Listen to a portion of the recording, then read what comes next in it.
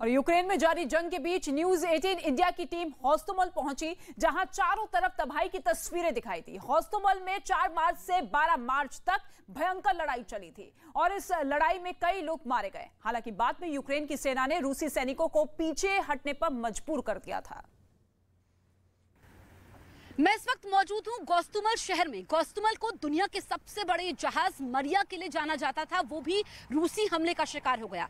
जहां पर मैं मौजूद हूं इस वक्त, यहां पर 4 मार्च से लेकर के 12 मार्च तक लंबी लड़ाई चली थी। यहां पर आसमान से भी हमला हो रहा था और जमीन से भी हमला हो रहा था।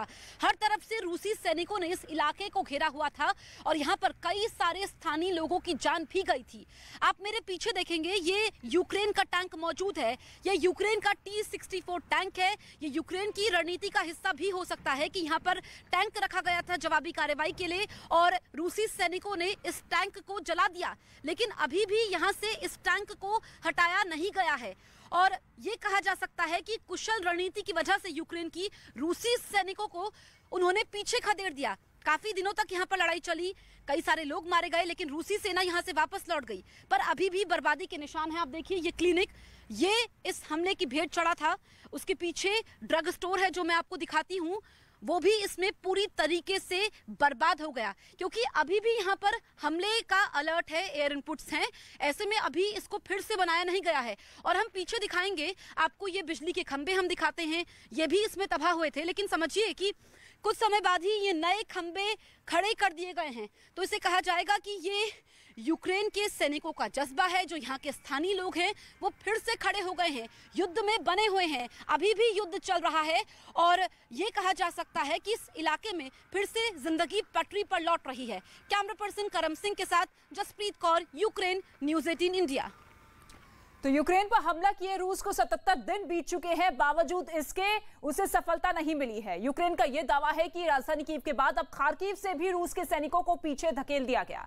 जेलेंस्की का यह कहना है कि खार्किव के वो इलाके रूस के कब्जे से छुड़ाए गए हैं जहां से बाजी पलट सकती है। तो क्या वाकई में यूक्रेन ने रूस को खार्किव में पीछे धकेल दिया है या पीछे हटने का पुतिन का कोई गेम प्लान है? ये रिपोर्ट आप देखिए।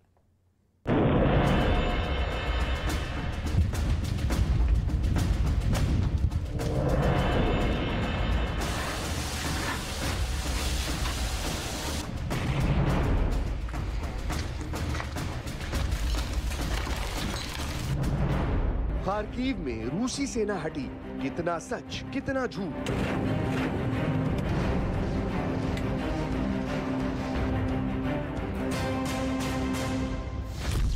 क्या यूक्रेन की सेना ने रूस को पीछे धकेला?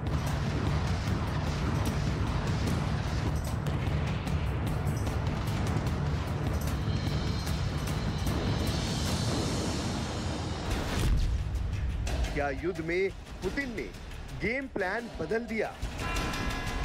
हुर्रा!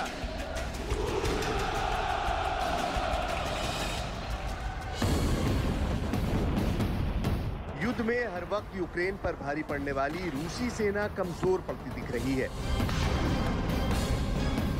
खबर है कि खार्किव से रूस की सेना को अब पीछे धकेल दिया गया है।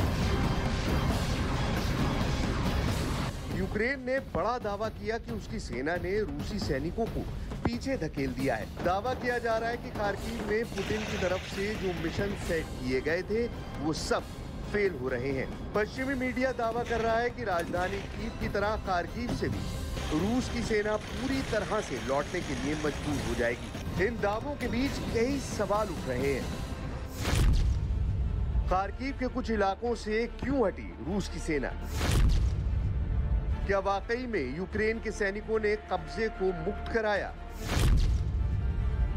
या क्या खार्किव से पीछे हटने में पुतिन का कोई प्लान है? अभी ज्यादा दिन नहीं बीते हैं जब खार्किव पर रूस ताबड़तोड़ बम बरसा रहा था। पूरे शहर में हमें सिर्फ बम धमाकों की आवाज सुनाई दे रही थी।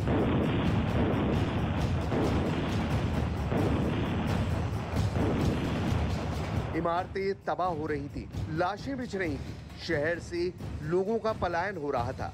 लेकिन अब हालात बदलते दिख रहे हैं। दावे के मुताबिक खार्किव के 4 बड़े इलाके रूस के कब्जे से आजाद हो चुके हैं। रूस की सेना मजबूर होकर पीछे हट गई। यूक्रेन भले ही दावा करे, लेकिन रूस इतनी आसानी से अपने कब्जे वाले इलाके नहीं छोड़ेगा। ये पुतिन के 2 कदम पीछे हटकर लंबी छलांग लगाने की तैयारी हो सकती है। उधर ज़ेलेंस्की का दावा है कि उसकी सेना ने खार्किव के उत्तरी इलाके में रूस के कब्जे से कई गांव और कस्बों को मुक्त करा लिया है। साथ ही यूक्रेन ने रूस के नेचुरल गैस फ्लो को भी बाधित कर दिया है। ये दोनों ही घटनाएं रूस के लिए बड़ा झटका माना जा रहा है। ज़ेलेंस्की ने कहा कि उनकी सेना धीरे धीरे रूसी सैनिकों को खार्किव से दूर धकेल रही है। दावा है कि युद्ध के फ्रंट लाइन से रूसी सैनिक पीछे हट रहे हैं और रूस वोवचांस्क की फायरिंग रेंज के भीतर है। यूक्रेन ने जिन इलाकों से रूसी सेना को पीछे हटाने का दावा किया है वो अहम इसलिए है क्योंकि यहीं से बेलगरद और डोनबास के बीच रूस की सप्लाई चेन है और अब इस कब्जे के बाद यूक्रेन इस आपूर्ति लाइन को बाधित करने में सक्षम है। यूक्रेन ने यह भी दावा किया है कि खार्किव और रूसी बॉर्डर के बीच मौजूद लोजोवा गांव पर उसने कब्जा कर लिया है, जिस वजह से उसने रूसी सेना को 32 किलोमीटर पीछे छोड़ दिया है। वहीं यूक्रेन के इस कदम पर रूस पलटवार करने के मूड में है। खार्किव के बगल में बेलगोरोड में रूस ने लगभग 20 बटालियन को इकट्ठा किया है। यूक्रेन के एक सैन्य अधिकारी के मुताबिक रूस खार्किव में यूक्रेन के जवाबी हमले से बौखलाया है। युद्ध के शुरुआती दिनों में रूसी सेना यूक्रेन की राजधानी कीव पर हावी होने में नाकाम रही थी। कीव के आसपास के इलाकों की बात करें तो मारियुपोल और खेरसान में ही रूस को कामयाबी मिली है। वहीं यूक्रेन के उत्तरी इलाके खार्किव में रूस की सेना कमजोर दिख रही है। ऐसे में रूसी सैनिकों का नया टारगेट दक्षिणी यूक्रेन और डॉनबास इलाके में आक्रमण करने को लेकर है। इन इलाकों में जिस तेजी से रूसी सैनिक हमलावर हो रहे हैं, उससे लग रहा है कि यूक्रेन के दक्षिण पूर्व इलाके ओदेसा तक ये जंग जा सकती है। रूस का दावा है कि डॉनबास क्षेत्र खेरसान, मारियुपोल में उसने कब्जा कर लिया है। वहीं युद्ध से पहले ही डोनेट्स्क और लुहांस्क को रूस अलग देश की मान्यता दे चुका है, लेकिन अकेले इन क्षेत्रों के दम पर रूस यूक्रेन से सरेंडर नहीं करवा सकता। मतलब अभी युद्ध और लंबा चलेगा और पुतिन अब अपने नए प्लान से यूक्रेन पर फतेह हासिल करेंगे। तो 2 देशों के बीच चल रही इस जंग में बार बार रूस अमेरिका, यूरोप और नाटो देशों को आंख दिखा रहा है। लगातार ये धमकी दे रहा है कि अगर यूक्रेन की मदद की तो अंजाम बहुत बुरा होगा। लेकिन अब नाटो देशों के साथ ब्रिटिश फोर्स ने भी रूस को अपनी ताकत दिखानी शुरू कर दी है। खबर यह है कि इसी महीने पूरे यूरोप में ब्रिटिश सेना नाटो देशों के साथ मिलकर बेहद बड़े सैन्य अभ्यास में हिस्सा लेगी। यानी रूस और यूक्रेन के बीच चल रही ये जंग अगर बढ़ी तो तीसरा विश्व युद्ध होने से कोई नहीं रोक सकेगा।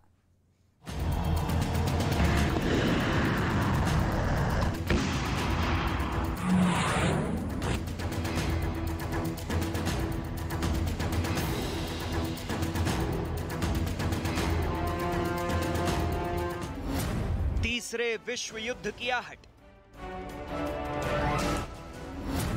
पूरे यूरोप में नए रण की तैयारी। रूस के खिलाफ सबसे बड़ा चक्रव्यूह। ब्रिटिश सेना और नेटो के सैन्य अभ्यास की तैयारी। शीत युद्ध के बाद यूरोप में सबसे बड़े सैन्य अभ्यास की तैयारी। नेटो देशों के साथ ब्रिटिश सेना पूरे यूरोप में भरेगी हुंकार। फिनलैंड से मैसेडोनिया तक सबसे भयावह युद्धाभ्यास की तैयारी। रूस के खिलाफ ब्रिटेन और नेटो देशों का सबसे बड़ा चक्रव्यूह। जो रूस लगातार यूक्रेन के मददगार देशों को धमकियां दे रहा है, ये खबर उस रूस के लिए खतरे की घंटी जैसी है। जो पुतिन दुश्मन देशों को अंजाम भुगतने की चेतावनी देते हैं, ये खबर उन्हें आगाह करने वाली है, क्योंकि एक बार फिर यूरोप की धरती पर सबसे बड़ा वार्षिक युद्धाभ्यास होने जा रहा है। खास बात ये कि इस बार नेटो देशों के साथ हजारों ब्रिटिश सैनिक इस युद्धाभ्यास में हिस्सा लेने जा रहे हैं। यानी इस युद्धाभ्यास में बख्तरबंद गाड़ियां होंगी। ब्रिटेन और नेटो देशों के बेहद ताकतवर टैंकों की नुमाइश होगी। अत्याधुनिक मशीन गनों का परीक्षण किया जाएगा। इसके अलावा लड़ाकू विमानों के जरिए युद्धाभ्यास किया जाएगा।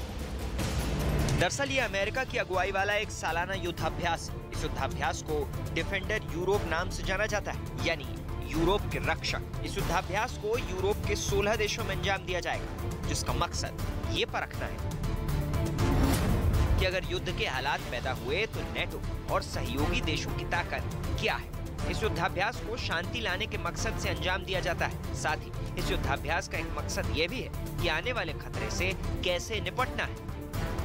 इस अभियान में गैर नेटो सदस्य फिनलैंड और स्वीडन भी शामिल हैं। ब्रिटिश सेना के field commander lieutenant general Ralph Wooddisse के मुताबिक ब्रिटिश सेना के पेशेवर रवैये, प्रशिक्षण और चुस्ती के साथ इस तैनाती से ऐसे स्तर पर आक्रामकता रोकी जाएगी जो इस सदी में यूरोप में नहीं देखी गई।